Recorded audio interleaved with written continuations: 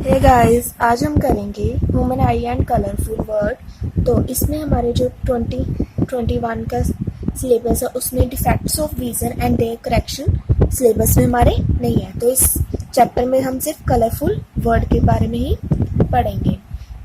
तो इससे पहले मैंने आपके लिए मेटल्स एंड नॉन मेटल्स की प्लेलिस्ट बना दी है, आप उसको देख सकते हो। तो हम इसको स्टार्ट करते हैं। तो इसमें हम फर्स्ट जानेंगे वाई रेनबो फॉर्म, रेनबो क्यों बनती है। इसके जानने के लिए आपको कुछ दो टॉपिक्स पढ़ने होंगे। First is dispersion of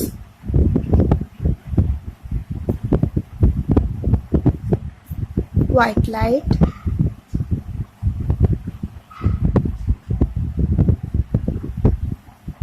by a glass prism, and second is total internal reflection। सो हम एक एक करके इनके बारे में समझते हैं। तो हम देखते हैं dispersion of white light by glass prism कैसे होती है। तो हम देख लेते हैं, जैसे हम वाइट लाइट पास करेंगे प्रिज्म में से तो ये क्या होगी, अगर यहाँ पे हमारे लाइट स्प्लिट ना होती तो ये नॉर्मली कैसे जाती, सीधे चली जाती।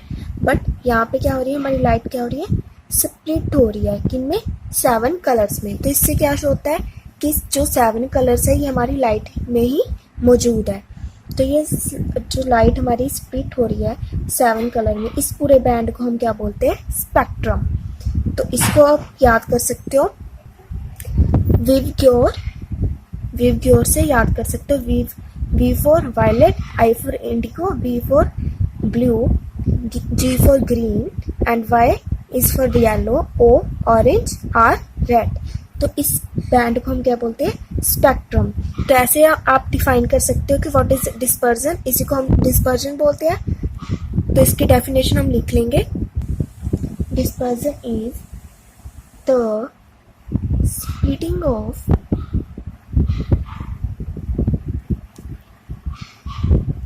light into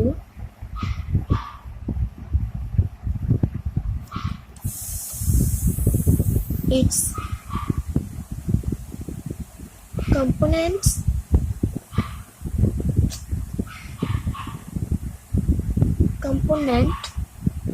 colors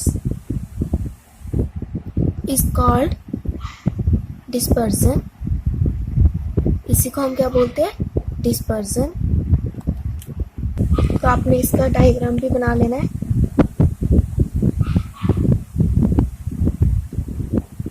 ये आपका प्रिज्म है। जैसे ही आपने वाइट लाइट पास की, वाइट लाइट बीम, तो ये नॉर्मली कैसे जाती, ऐसे पास हो जाती। बट अभी क्या हो रही है, ये स्प्लिट हो रही है 7 कलर्स में। आप कलरफुल स्केचेस यूज कर सकते हैं इसके लिए।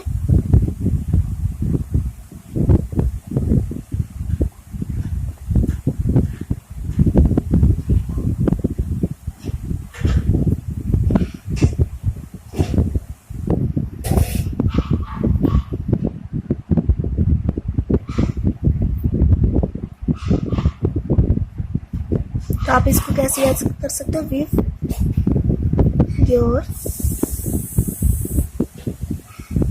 तो अगर आप बैंड में देखोगे, इसको प्रॉपर, इस बैंड को क्या बोलते हैं हम, spectrum.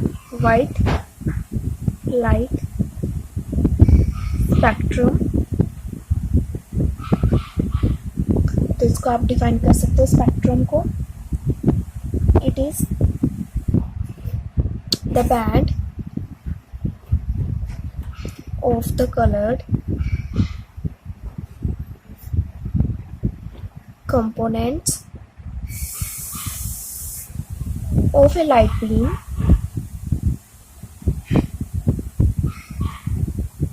is called its spectrum। तो आप यहाँ पे देखोगे जो रेड लाइट है हमारी ऊपर, ये रेड वाला जो बैंड होगा वो हमारा सबसे कम बैंड हो रहा है, जबकि हमारा जो वॉयलेट है ये सबसे ज़्यादा बैंड हो रहा है। ये क्यों हो रहा है? क्योंकि रेड लाइट का क्या होगा, वेवलेंथ ज़्यादा रहेगी, और as we goes down the band हमारी जो वेवलेंथ है वो डिक्रीज होती जाएगी, तो वायलेट की जो वेवलेंथ है वो कम होगी। तो इससे आप लिख सकते हो कि बैंडिंग इज, या बैंडिंग लिख सकते हो, या आप क्या लिख सकते हो, scattering of light. Scattering of light is inversely proportional to the wavelength, where lambda is wavelength। तो जैसे जैसे आपकी कलर्स आप वायलेट तक जाओगे तो इसकी वेवलेंथ कम होती जाएगी, और रेड की वेवलेंथ सबसे ज़्यादा होगी और इसकी बैंडिंग कम होगी। और आपके लिए एक और बात, आप एग्ज़ाम में या टेस्ट में हमेशा अपने मार्क्स के अकॉर्डिंग ही लिखा करो। अगर आपको 3 मार्क्स का है तो उसके अकॉर्डिंग ही आप एक्सप्लेन करो, 5 मार्क्स का है उसके अकॉर्डिंग ही एक्सप्लेन करो। डायग्राम हमेशा नीट एंड क्लीन बनाओ, और आप एग्ज़ाम में ऐसे लिखो कि आपके टीचर को कुछ नहीं आता है, तो मीन्स वो टीचर भी आपका एग्ज़ाम देख के इम्प्रेस हो जाए और आपको फुल मार्क्स देने पड़े उसको। तो ऐसे शॉर्टकट में मत लिखा करो, फुल प्रॉपरली लिखा करो उसको। तो अभी हम देखेंगे recombination of spectrum of light. अगर हमें क्वेश्चन पूछा जाए कि हमारा डिस्पर्जन ग्लास स्लेब में से क्यों नहीं होता, तो उसके लिए न्यूटन ने हमें एक एक्टिविटी करके दिखाई कि क्यों हमारे ग्लास स्लेब में से डिस्पर्जन नहीं होता है। तो उसमें क्या किया गया कि ये डायग्राम आप बना लेना, एक प्रिज्म रखा, उसमें से वाइट लाइट पास की तो वो डिस्पर्ज होगी।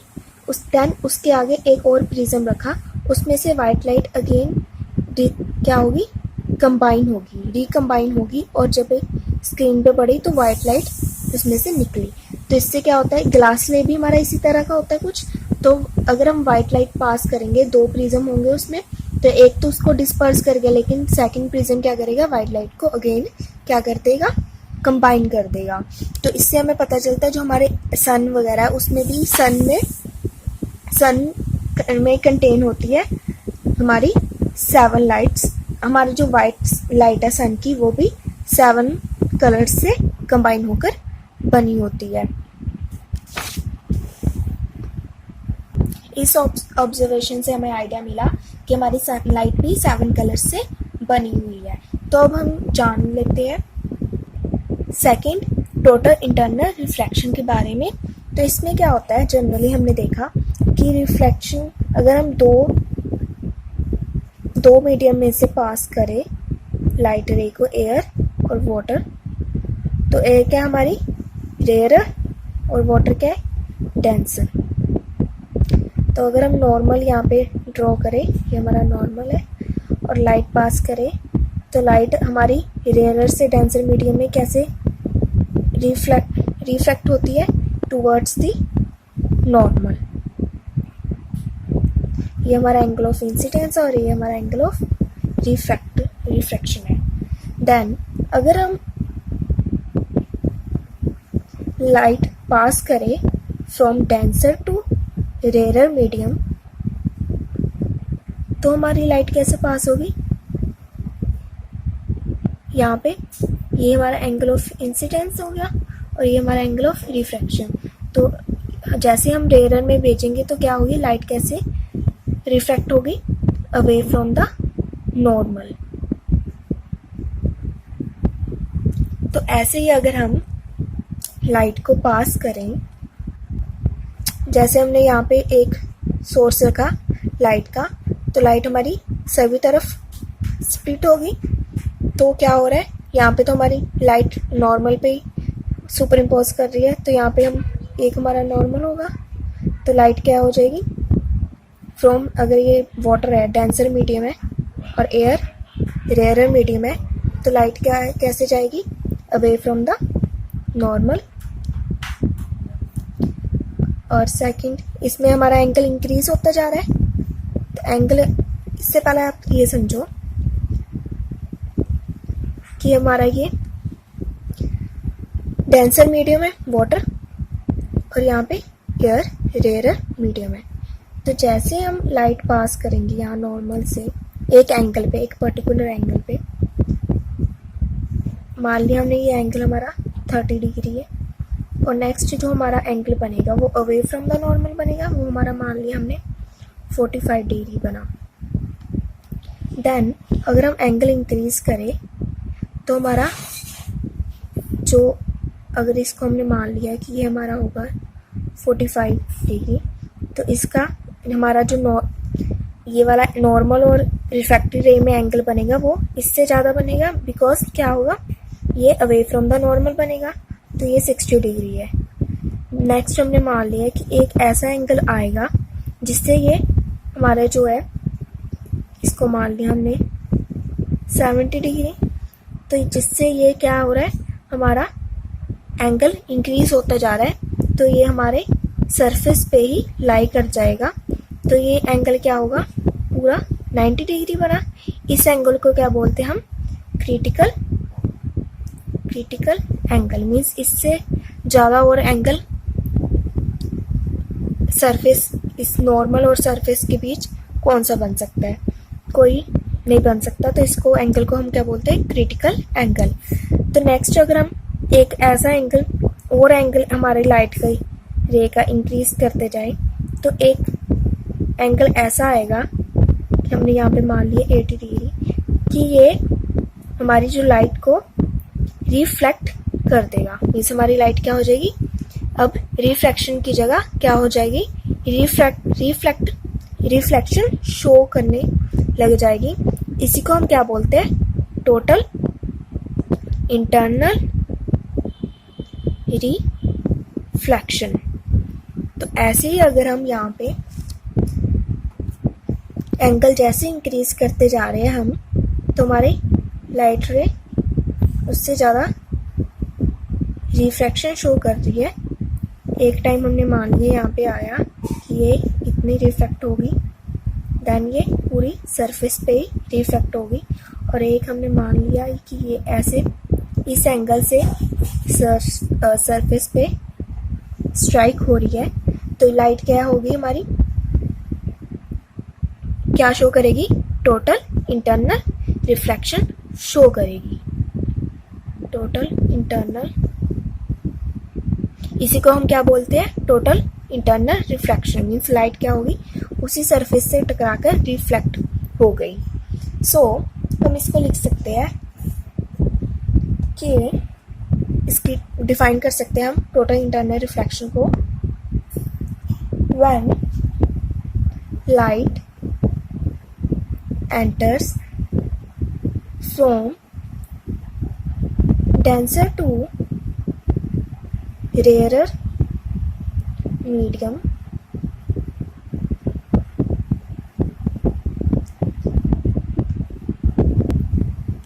whose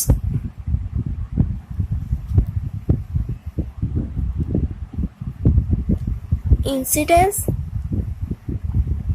या आप लिख सकते whose angle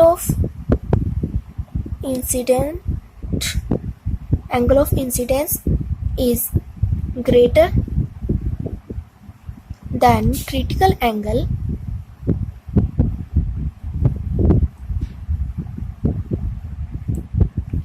then the refracted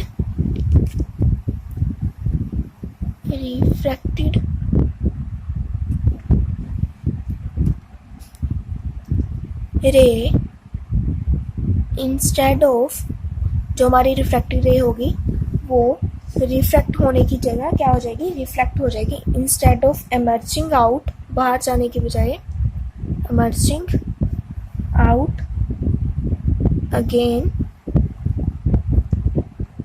goes into the same medium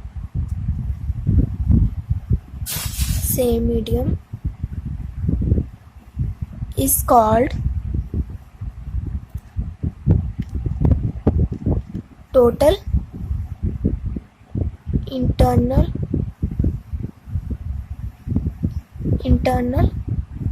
reflection। इसी को हम क्या बोलेंगे, टोटल इंटरनल रिफ्लेक्शन। तो आपने देखा कि टोटल इंटरनल रिफ्लेक्शन के लिए दो कंडीशंस जरूरी है। कौन कौन सी? First, the angle of incidence should be greater than angle of critical angle, C is critical angle, and second is light should enter from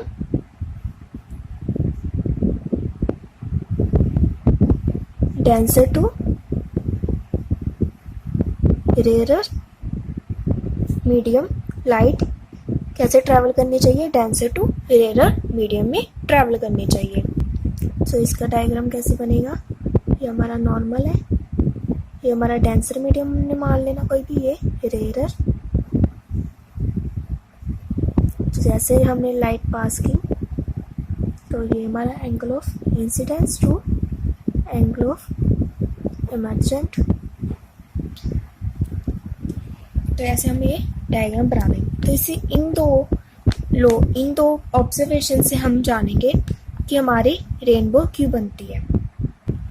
तो हम देखेंगे रेनबो क्यों बनती है। रेनबो क्यों बनती है? क्योंकि इसमें डिस्पर्जन ऑफ लाइट होता है थ्रू द वाटर ड्रॉपलेट्स। अगर हम मान लें कि ऐसे हमारी वाटर ड्रॉपलेट है, तो इसमें सनलाइट आई, यहाँ पे क्या हमारी एयर है और ये वाटर है, तो इसमें क्या हो रहा है, फ्रॉम रेयर टू डेंसर जा रही है लाइट, तो इसमें हमारी क्या होगी, रिफ्रैक्शन होगी। तो ये रिफ्रैक्ट हुई लाइट हमारी, रिफ्रैक्शन के बाद हमारी लाइट में क्या होगा, ये 7 कलर्स में तो रिफ्रैक्शन होगी, और ये हमारी जो लाइट है, ये हमारा जो वाटर ड्रॉपलेट है किसकी तरह एक्ट करेगा, प्रिज्म की तरह एक्ट करेगा, और ये हमारी लाइट को, वाइट लाइट को डिस्पर्ज कर देगा 7 कलर्स में। और यहाँ पे क्या होगी हमारी इंटरनल